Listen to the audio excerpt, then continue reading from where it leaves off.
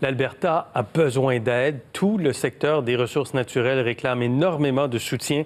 Avec nous ce soir pour en parler, Martha Hall-Findlay, directrice du développement durable chez Suncor. Martha Hall-Findlay, bonsoir. Bonsoir. Jason Kenney a dit clairement, ça prend 20 milliards pour aider l'Alberta. Est-ce que chez Suncor, vous avez besoin d'aide? Honnêtement, je suis fière d'être avec une entreprise assez forte. Il y en a qui ont beaucoup plus de difficultés, c'est vrai. On a vu aussi qu'après 2008, après les difficultés de 2008, Suncor et Petro-Canada sont rendus ensemble. Ça nous donne à Suncor une situation vraiment diversifiée. Nous sommes une entreprise intégrée complètement. Nous avons des raffineries, par exemple, une grande raffinerie à Montréal, des opérations sur le côte Est. Alors, ça nous rend plus capables de voir la lumière à la fin de ça. Mais avez-vous besoin d'aide? Pour le moment, honnêtement, non, honnêtement. Mais c'est l'industrie qui en a beaucoup besoin. Et on dit ça parce que, par exemple, il y a ce qu'on entend, par exemple, le gouvernement parle un petit peu, envisage de financer l'assainissement des puits abandonnés.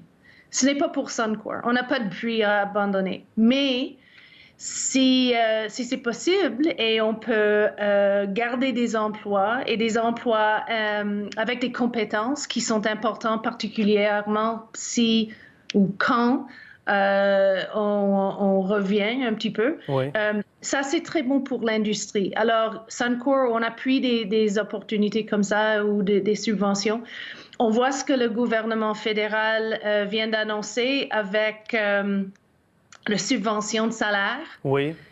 On trouve ça vraiment intéressant parce que, et vraiment parce que ça n'a rien à faire avec le secteur. Ça n'a rien à faire avec la grandeur, l'ampleur des entreprises. C'est vraiment pour nous, on sait que quand quelqu'un perd un emploi perdu, c'est un emploi perdu. Et donc, ça pourrait être intéressant pour vous. Et donc, ça pourrait être intéressant pour vous d'avoir la subvention salariale. Pour le moment, on n'en a pas besoin, mais on ne sait pas combien de temps ça va durer. Alors, on le voit vraiment avec intérêt, c'est clair. OK. À moins de 3 $ le baril, le WCS, le Western Canada Select, 2,76 $ aujourd'hui. Est-ce qu'on arrête de produire du pétrole à ce prix-là? Oh, c'est intéressant, c'est une bonne question. On a vu les discussions parmi les membres de OPEP et tout le monde parle de la décision de réduire la production. Honnêtement, au Canada particulièrement, on a déjà commencé à réduire la production parce que, le prix est... On perd de l'argent si on produit avec des prix comme ça. Mais aussi, il y a plus de place pour le stockage. Les réservoirs sont pleins. Partout dans le monde, les réservoirs commencent à être pleins. Alors, on ne peut pas produire s'il n'y a pas de place pour le mettre. Alors, on a vu que le ministre Savage, Mme Savage, a dit clairement, il ne faut pas demander, et le premier ministre Kenney, ont dit, il ne faut pas demander à Alberta, au Canada, de réduire notre production. C'était parce qu'on a déjà réduit notre production et on continue à le garder moins de ce qu'on avait. Mais c'est vraiment à cause du prix et c'est vraiment à cause du fait qu'on a trop de pétrole pour le moment. La ministre Savage est la ministre de l'Énergie en Alberta. Est-ce que Suncor a... Parce que Suncor avait des projets, là, je voyais les prévisions pour 2020 qui avaient été publiées en décembre. On parlait de 6 milliards de dollars en immobilisation. Est-ce que les projets d'investissement de Suncor sont tombés à l'eau pour l'instant? Pour l'instant, et pas tous les projets, mais plusieurs, c'est clair. On a eu besoin de réduire beaucoup nos dépenses en capital. On est en train de trouver les réductions des dépenses d'exploitation. Nous sommes focalisés sur garder nos emplois, honnêtement.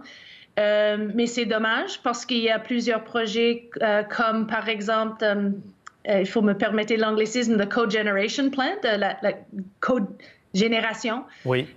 C'est un projet qui aurait réduit nos gaz à effet de serre et les gaz à effet de serre du province d'Alberta aussi.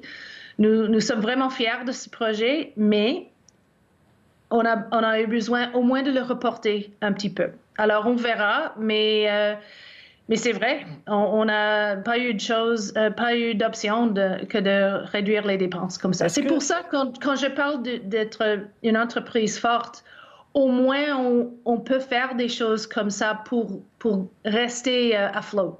Est-ce que c'est le conflit, la guerre de prix Arabie Saoudite-Russie qui fait le plus mal ou c'est la COVID-19 en ce moment?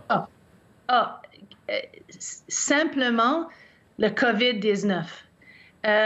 Absolument. C'est la réduction en demande, la réduction de l'utilisation du pétrole beaucoup, beaucoup plus important que ce qui est arrivé avec l'Arabie Saoudite et la Russie. Ça n'a pas aidé. Et c'est pour ça que la décision, il y a 2-3 jours avec OPEP, ça va aider. Mais honnêtement, une réduction de 10 millions de barils par jour, ça va aider plutôt un petit peu au moyen et long terme. Parce que pour le moment, comme je disais, la production, on est plein.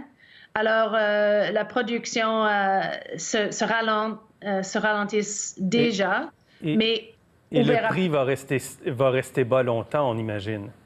Oui, c'est vraiment le cas qu'on a besoin de voir ce qui arrive après qu'on sorte de la crise. Ouais. Mais on verra parce qu'on voit ce qui est arrivé. Quand on parle de le secteur pétrolier, au moins nous ne sommes pas le secteur aérien.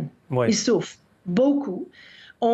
Et tourisme aussi, vraiment, il y a beaucoup de gens qui ont vraiment peur maintenant. Alors, on verra de toute façon, le gouvernement fédéral a évoqué la possibilité d'annoncer une aide. Martha Hall Findlay, merci beaucoup d'avoir été avec nous ce soir.